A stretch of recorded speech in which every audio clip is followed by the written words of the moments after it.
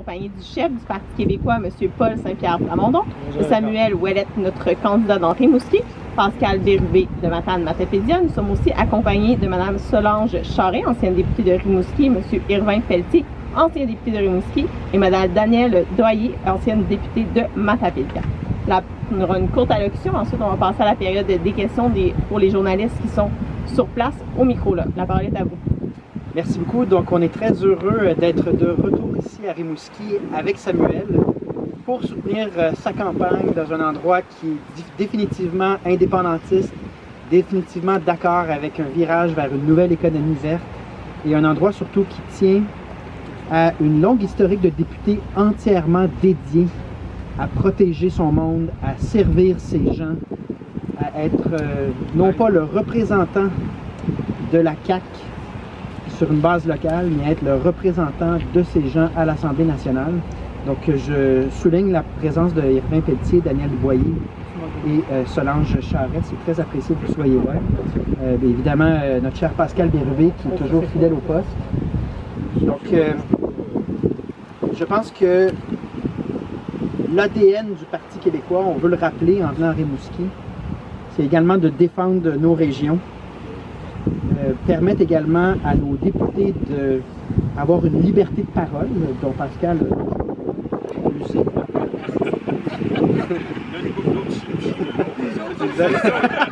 C'est une tradition régionale. C'est une tradition régionale, on me le confirme. On me le confirme, mais c'est important comme principe que vous avez plusieurs enjeux qui peuvent toucher la population. Que le député ait l'entière liberté de se porter à la défense de son monde sur toutes sortes d'enjeux pour que ça bouge, pour que ça avance. Et c'est également ça, un ou une députée du Parti québécois. Donc, je lance l'appel aux gens des régions, mais particulièrement ici, aux gens de Rimouski. Le Parti québécois est votre maison. Puis on ouvre la porte le plus grand possible, on compte sur vous. Faites du Parti québécois votre premier choix, avec un député qui va sûrement excéder vos attentes. J'avais plein d'expressions de superlatifs, mais excéder vos attentes, je pense que c'est exactement ça. Il va être bon. J'ai aussi une annonce à vous faire. Donc, je veux parler de l'importance du rayonnement du Québec à l'international.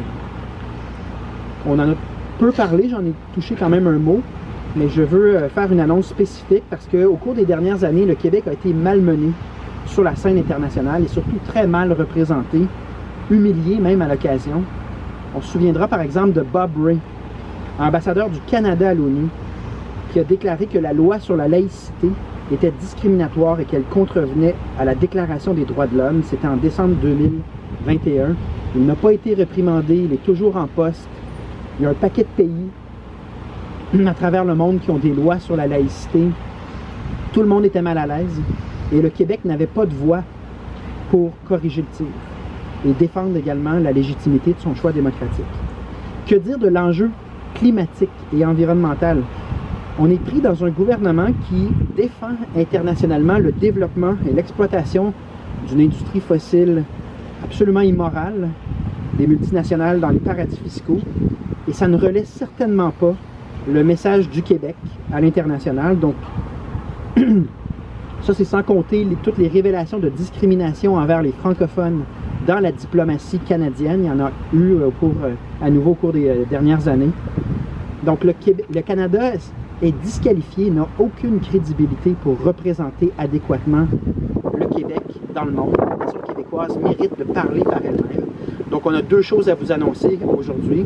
D'abord, on va doubler le nombre de délégations du Québec à l'étranger. Deuxièmement, nous engageons à donner plus de ressources à l'Institut de la diplomatie du Québec et mettre un certain accent sur la diplomatie d'influence, notamment en matière d'environnement et de changement climatique, également en matière de promotion des cultures qui forment la diversité du monde. Donc, plus de ressources pour que la diplomatie du Québec devienne vocale et la plus organisée possible sur ces questions-là. Donc, contrairement à la CAQ, pour nous, les relations internationales, c'est pas juste une vision affairiste, comptable. On a plus de vision que ça. On sait que le Québec a un rôle à jouer à l'international. On sait également que c'est payant d'avoir une image de marque, d'avoir des liens avec d'autres nations. Et on veut être un leader dans toutes sortes de domaines, comme la nouvelle économie, la culture. Il faut avoir de l'ambition. Et évidemment que lorsqu'on sera un pays, tout ça va aller de soi. Ce sera un beau cadeau à se donner et à donner à la diversité culturelle et linguistique du monde entier. Merci.